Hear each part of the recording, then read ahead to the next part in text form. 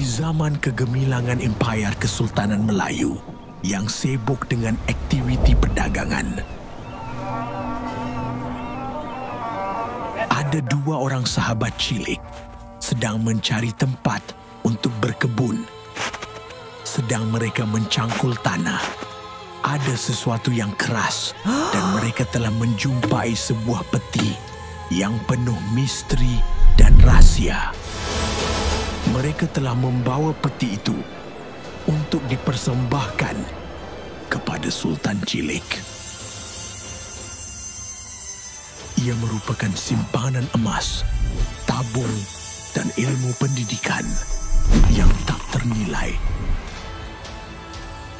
Dari sebuah peti yang penuh ilmu dan harta simpanan, lahirlah inspirasi tabungan masa hadapan.